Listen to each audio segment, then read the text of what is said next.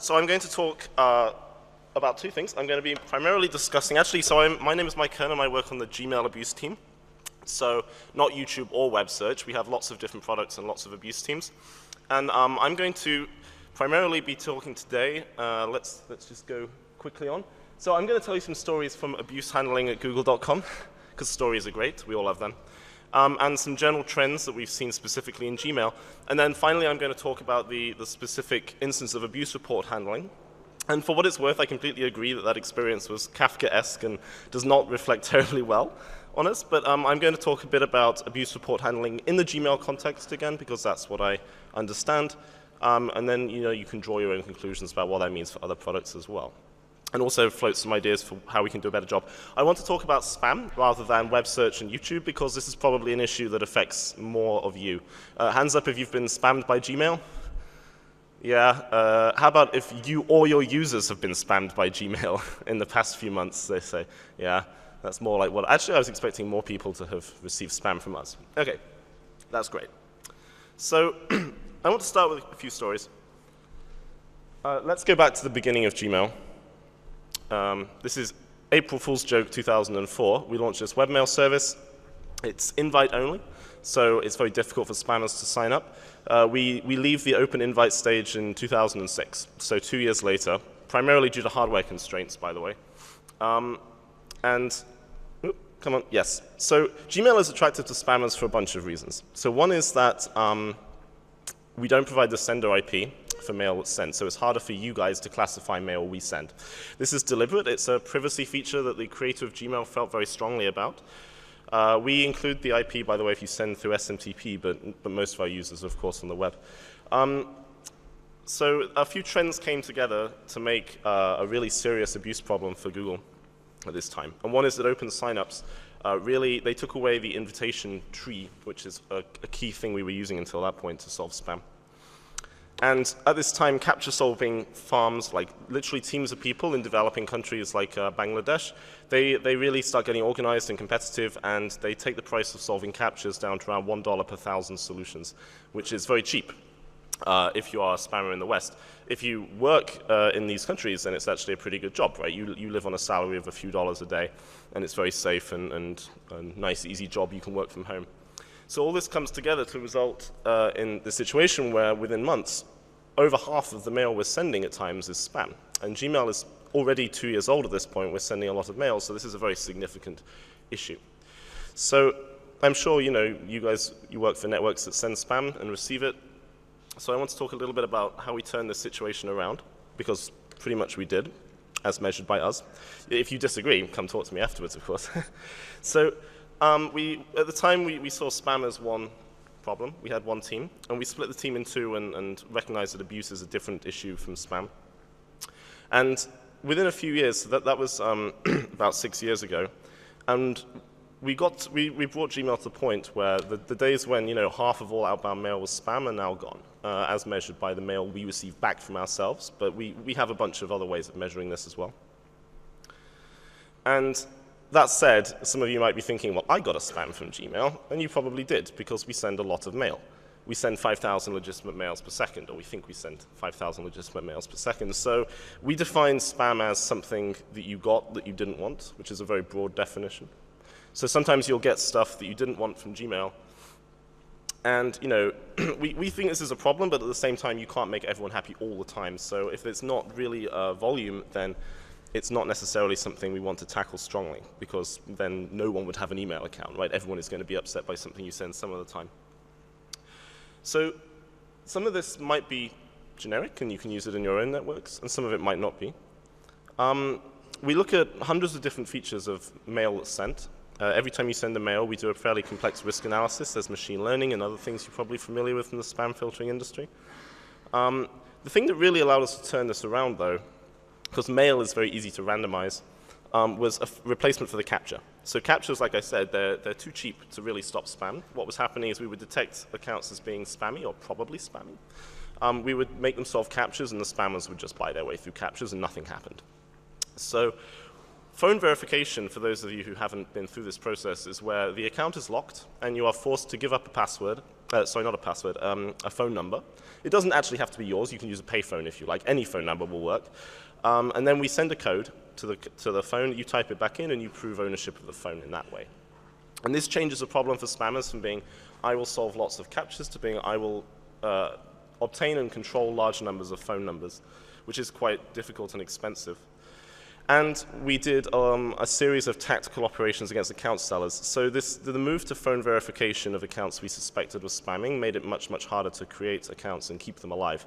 And as a result, the black market started to specialize into specialized like shops, where people would create accounts and then sell them, and then spammers would buy accounts in bulk, use them, they'd get shut down, they'd buy more accounts, and so on. So we were slowly able to put the nail into these markets. And of course, because there's no point in sort of disabling accounts if you can just go up and create more, we also use phone verification on account signups. So we try and detect and block repeat signups, or at least make them very expensive.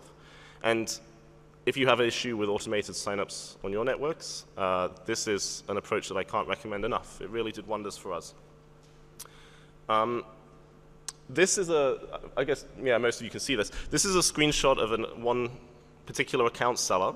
So they still exist. We haven't driven them out of business entirely. The prices here are per 1,000 accounts. So you can see that gmail.com accounts are about $70 per 1,000, whereas some competing networks, they're more like $5 or $6 per 1,000. So this is a pretty significant price difference, and that's how we were able to achieve it.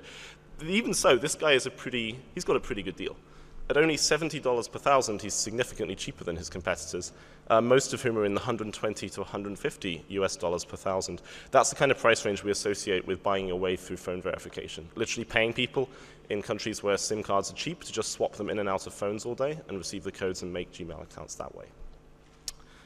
But at these prices, you don't see big outbound spam campaigns anymore. That said, like I said, we still send spam. So one recurring problem we've had is the built-in assumption many developers at Google have that if you pay, then you're not a spammer. Anyone who's been dealing with spam for a long time will know that this assumption is not true, and that spammers will happily pay for the ability to spam.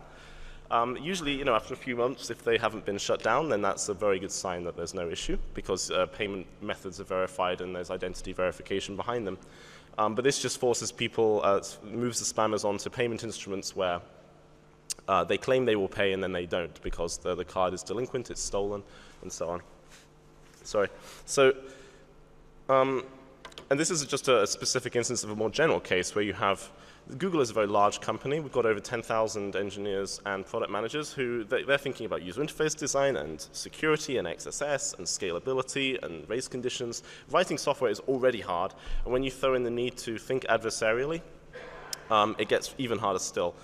So this is a huge issue because Google's mail stream is so much larger than most other networks that the spammers are much more motivated to find ways of inserting their mail into our mail stream. This is reputation hijacking, and it's been a big issue for spam filtering for a long time. The guys who go up against our network are much more motivated because if they succeed, they can make a lot more money. It's as simple as that. Right? Let me give you a couple of examples of the sort of exploits I'm talking about. Some years ago, we say students like Gmail, so let's make it available to universities. Students will use it, and they will stick with it after graduation, and universities get to outsource their mail, which is great. That's what they want to do. So we say, OK, if you're a university, you get Gmail for your students, and you have higher sending limits and so on, because spammers don't like to pay tuition fees normally. And the people who implemented this said, rather than manually review every organization that applies to see if they're a university, why don't we let the DNS admins do it for us? To get a .edu domain, you have to be a real university. Or do you? Because it turns out that in at least one country, the .edu domain is open, and anyone can sign up and create a university. So cue thousands and thousands of fake universities that appeared overnight and started spending mail. Right? So this sort of thing, when it happens extremely fast and at extremely high volume, because these guys, they sort of find these kinds of exploits professionally, and they know that within about 24 hours of them starting to abuse one of these bugs, we'll have it fixed. So while that window of time is open, they use very large botnets and the usual things, and they really try and cram spam through the system. So Here's another one. You put a captcha on a form, and usually that means it won't get spammed. If you have a form which results in an email going to someone, right? And especially if you can control where the email gets sent, that's usually an open invitation to get spammed. But if you have a captcha on it, then it's not, in theory. So we had this feature on Google Maps where you can send mail. It allowed you to share your location, and it included a message, and you could say which email addresses to send to. So it's basically an open mail relay. And it looked okay because it had a captcha. But what we didn't realize is that you could resubmit the same captcha solution over and over again for 2 minutes, because that's how long the captcha lasted until it timed out. And someone realized this, and after experimenting a little bit, got a large botnet with several 100,000 machines and a large army of people who would be working together, and each bot would go get a captcha solution from a human and then spam for 2 minutes until it timed out, and then go get another one and spam for 2 minutes. So there's literally an army of machines working with a small army of people. And we actually had to do an emergency rollout of all of Google Maps to kill this feature dead, because if we hadn't, it would have killed our ability to send mail. The attack was of such huge volume. Tens of millions of mails left within the span of hours before we pulled the plug on this. And that's only 2 examples of the kind of things that happen when you have a big mail stream. So, okay, so I wanted to talk a little bit, here we go, a little bit about the trends we see in 2012 and the things that are currently on our mind when we're not thinking about abuse reporting, which I'll get to in a few minutes. So what have we been seeing in recent times? Okay, so in April 2010, our world changed overnight. The bulk sign-up era was largely over. There were still spammers signing up and sending small volumes of mail, and there always will be, just because of how we define spam. But the era when people would create 10,000 accounts and mail from them was largely gone, because of the phone verification and other things I mentioned. So spammers realized that actually it was cheaper to start hacking people's accounts than it was to create them themselves. Now, this is not a terribly intuitive result, right? You would expect that this is not as easy as simply signing up through a web form, but you'd be wrong. And we began to see, in fact, I say we began to see, we suddenly saw, literally overnight, one particular gang trying over 1 million sets of compromised credentials every single day. These credentials being stolen from websites that have been hacked, and the passwords reversed, the passwords, if they were hashed, reversed using video cards. Now, it turns out the password reuse rate for Google users is actually pretty good. It's better than you might expect. It's only around 10 to 15%. So most people are smart enough that, if they go to these like sort of low security porn sites or whatever, they're inventing new passwords for them. But this still means that these guys are successfully authenticating to over 100,000 accounts every single day. And then they download the user's contact list and they send spam. Hands up if you've received a spam from a friend in the past year or 2. Yeah, so some of you have seen the brunt of this kind of thing head on, right? You get a spam and it comes from your friend, it's correctly authenticated. It's not like a forged from header. And it typically contains a link to a hacked website which is hosting a redirector to the final store that the spammer is advertising. So our reaction to this can be summed up as essentially, gosh, that's a little bit unexpected. What do we do now? And this was a huge, huge issue for us, right? Because what actually had happened is the age of the password had ended, and it was never going to come back, because the fundamental reality behind this is the internet is extremely insecure. Right? Lots of people are signing up for websites that are extremely insecure. So our solution was to say, from now on, a password is no longer enough. It's a really good signal. It's a really important one, but it's not enough. And if you sign in from a place and we're not really sure if it's really you, even if the password is correct, we won't allow you to log in until you answer some more questions about the account.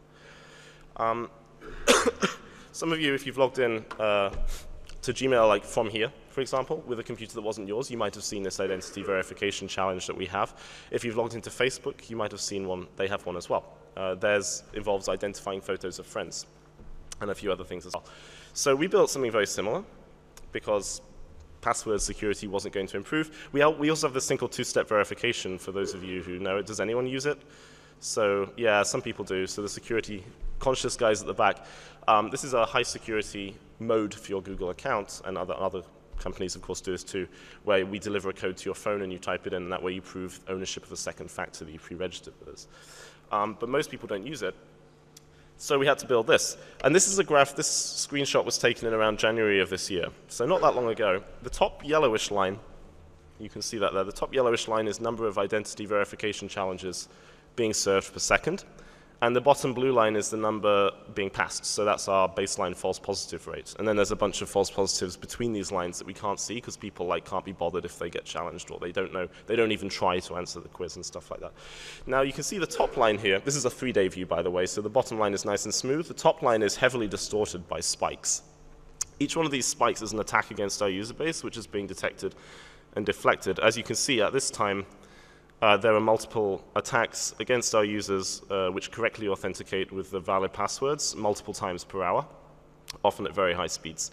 We've seen attacks that go as high as 25 to 30 accounts being hacked per second. So the solution became basically that everyone drops what they're doing and we all work on hijacking. Literally nothing gets done except trying to solve this problem because it just appeared completely out of nowhere and we needed to come up with a solution really fast.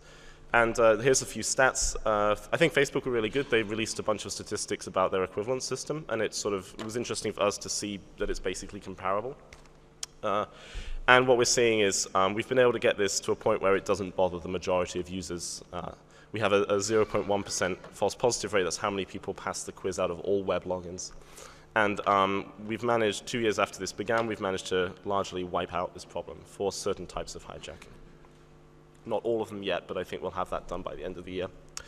Okay, so let's go back to the previous discussion. And the reason we talked a bit about Gmail and stuff first is I wasn't totally sure what the presentation was going to be about. But abuse report handling was obviously a component of that, right? And in particular, why is it so hard to tell Google that we suck? I mean, what is up with that? In particular, why is it so hard to tell us that our users suck? And it's not because we don't know. We see it all the time. So abuse@gmail.com, what happens if you email it? Honestly, not much. And the reason is that it receives around 40 abuse reports per second at peak. The vast majority of these, of course, are automated. These reports come from other networks, and we group them into feeds. So we have a feed from Hotmail, and a feed from Yahoo, and a feed from various other networks as well. And we classify these reports according to where they come from. These reports, partly because of the volume and partly because of other reasons, they're automatically reviewed in almost all cases, right? Because it's just not possible to have people review this kind of volume unless you have half the company just investigating abuse reports. And because of volume and other reasons, abuse report processing is hard. So let's discuss a little why do we find this hard? Why can we search the web, but dealing with mails you send to abuse@gmail.com or abuse@YouTube or whatever, why is that hard? So the one problem is, finding trusted feeds is actually not quite as trivial as it looks, and we need trusted feeds because we're going to be taking action based on these reports, and automatically in many cases. If just like some random person emails abuse@gmail.com, it could be a legitimate report of some spam, or it could just be someone's pissed off, right? And everyone on the internet, if they use the internet, has annoyed someone on it at some point. I'm sure this does not come as news to anyone here. So you don't really want to just sort of accept someone said, oh, this account is annoying me, please shut it down. So we try and aggregate them, right? So if lots of people are reporting the same account as bad, then that has some value. But what we find is that every time we add a trusted partner, we take on risk. And the reason is that trusted partners who are sending us reports that we act on, sometimes they're incentivized to become untrusted partners. Now, what does that mean? So what this means is, for example, we added a trusted feed some time ago from a well-known security company, for example, and it was a phishing feed. So they reported phishing drop boxes and websites were engaged in phishing to us. And we did some manual reviews, and it seemed good, so we threw it in the system. And we continue to spot check this, right? And one day someone comes to us and says, hey, you shut down my website, and it's legitimate, actually. It's some consumer advocacy. And I'm changing the details here, but it was like a website protesting against some big company that was involved in like GM foods or something like that, right? It wasn't, but you get the idea. It was sort of consumer advocacy type stuff. And it had been shut down because it appeared in this feed. So we went to them and said, guys, what's up with that? That's not phishing. And they said, oh yeah, one of our customers reported that to us as brand abuse. We said, brand abuse? That's very interesting, because I don't think any such thing exists. Right? What does this mean? And what had happened is they just told their paying customers, we can get stuff pulled from Google, and obviously they then started inserting things which were not actually phishing things into the phishing feed. Often these cause very high-profile false positives. These aren't just any websites or people that get taken down. They're often valuable users who we want to keep, in fact. Even worse, if you have an abuse reporting mechanism and you put too much faith in it, then what you find is people who really, really want to get content pulled start gaming the system, and they'll start like submitting large numbers of abuse reports, which look legitimate but actually aren't.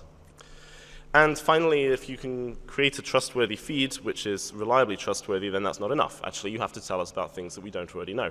If we get a lot of reports about the same accounts, and one additional report which says the same thing doesn't add a whole lot of value, so we look for coverage in places where we don't currently have it. The brutal reality is if you have a very small network, that means doing the work to constantly monitor the flow of abuse reports from you is probably not worth it, because we already find out about the abuse from other places. It's quite hard to avoid those other places. The major networks are all there. What's more, Gmail came very late to the webmail game, and as a result, lots of people forward mail. For example, my personal account forwards mail to Gmail.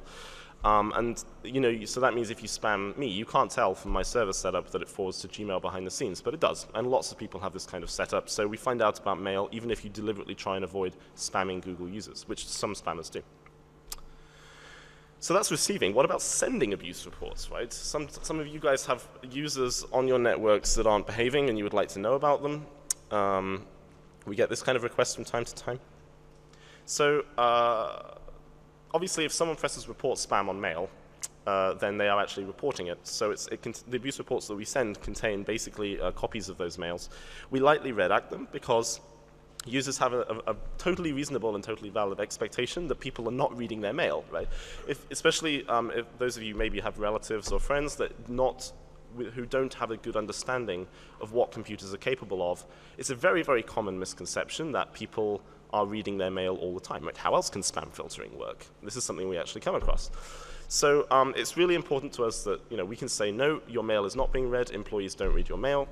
Abuse reports trickify this situation a little bit, right? Because people do click report spam on mails which are not spam. In aggregate, this is a very strong signal. But if you just take a single abuse report, then people report spam because their uncle sends annoying jokes and won't stop, and they don't want to talk about it with him, so they report his mail as spam.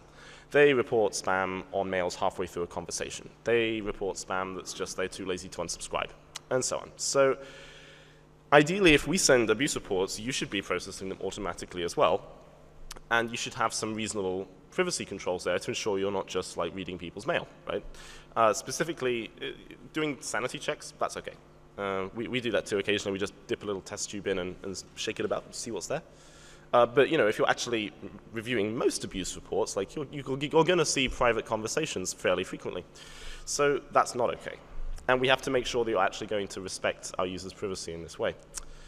So in general, what we look for are feeds that aggregate large numbers of users, feeds that have active anti-abuse teams behind them, because otherwise the feed will get gamed. So standard formats like ARF is pretty straightforward. This is just an RFC for how you send these. And yeah, feeds which are automated. They're not just going through people who will then like, oh, check out this awesome mail and like send it around the office and stuff. So that said, I've told you about, oh, this is so hard, and made a load of excuses. And what you want to know is, like, how can we actually make things better? Now, the specific incident that was raised in the last presentation, right, I dug into some of this, not the YouTube side, because I didn't know which video it was, but the web search takedown, and we can discuss this later, which is fine. But ideas for moving forward on like a slightly wider scale.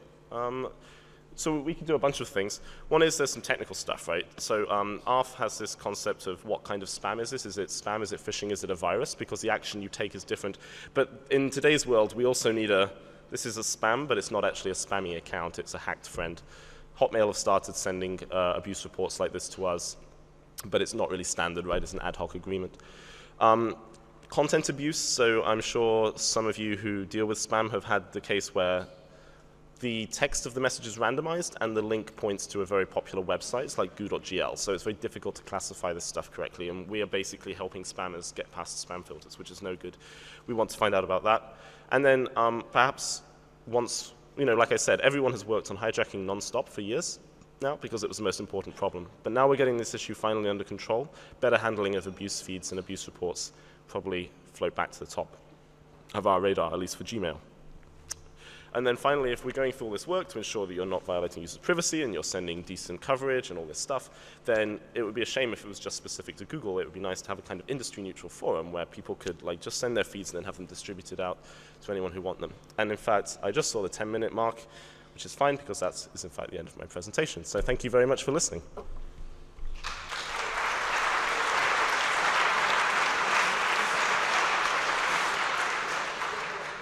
Great. Thank you, Mike.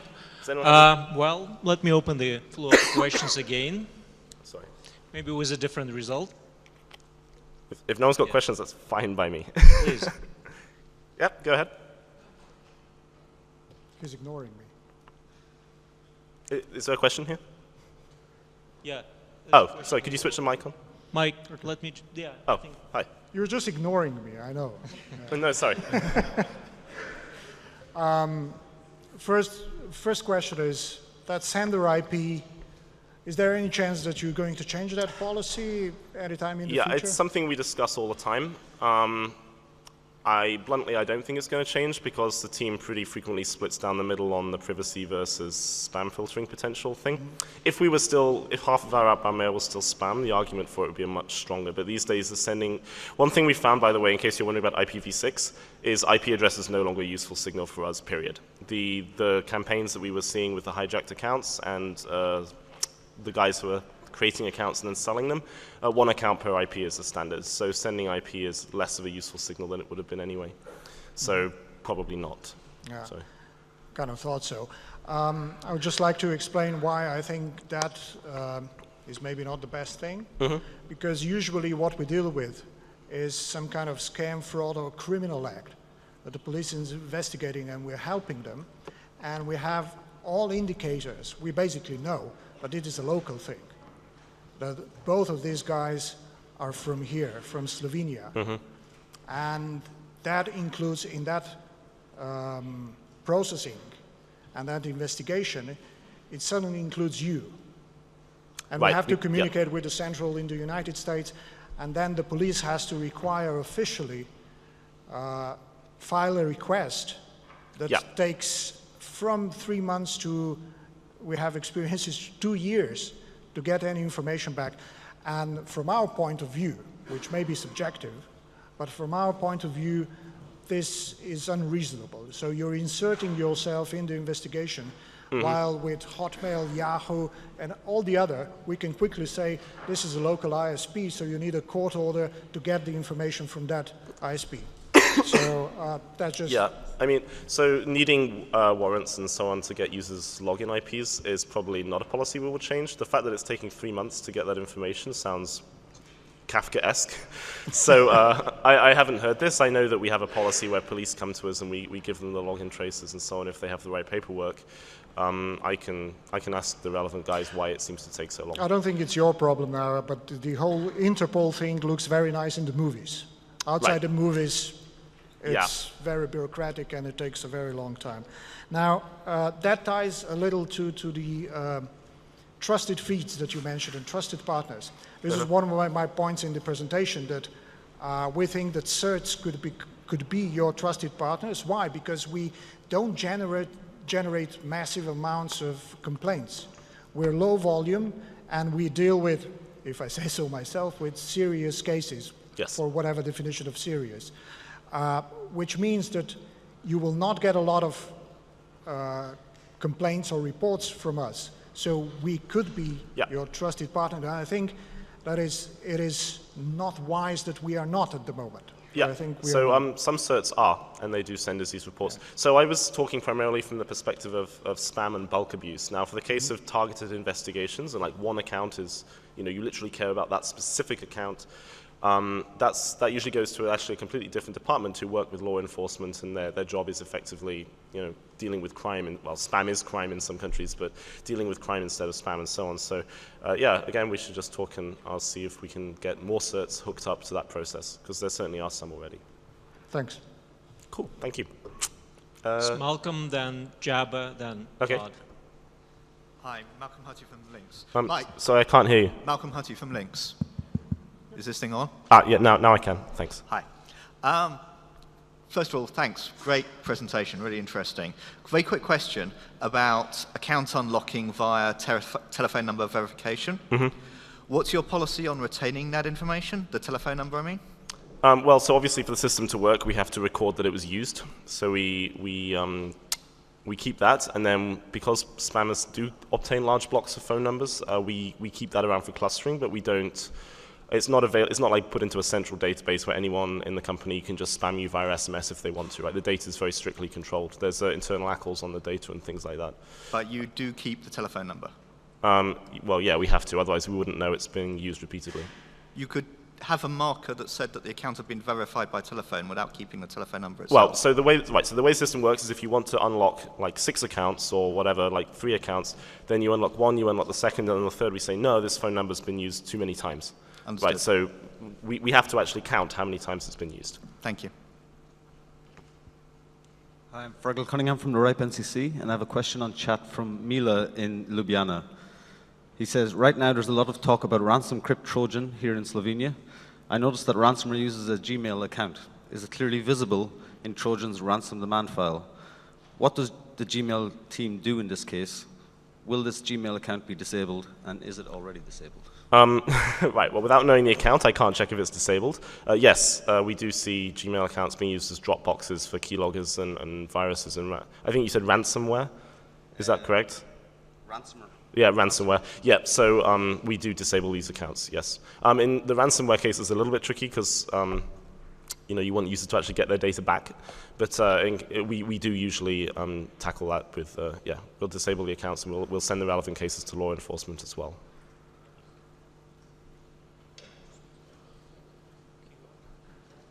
Yep.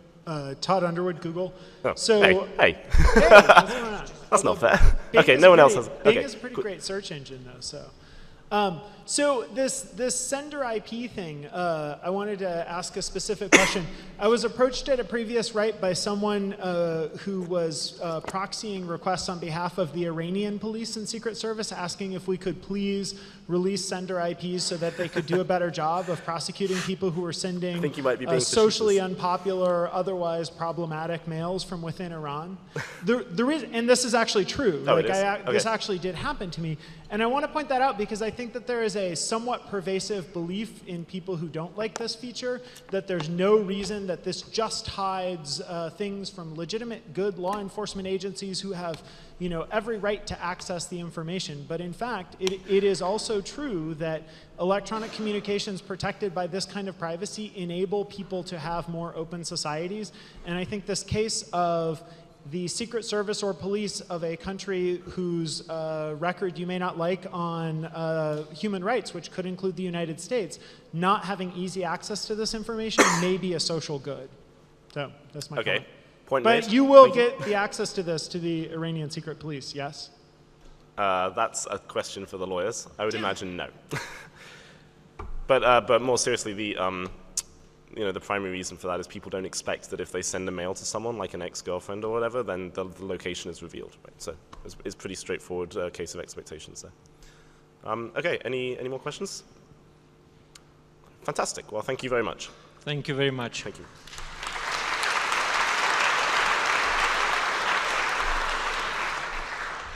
And before we proceed to the second part of the session, let me remind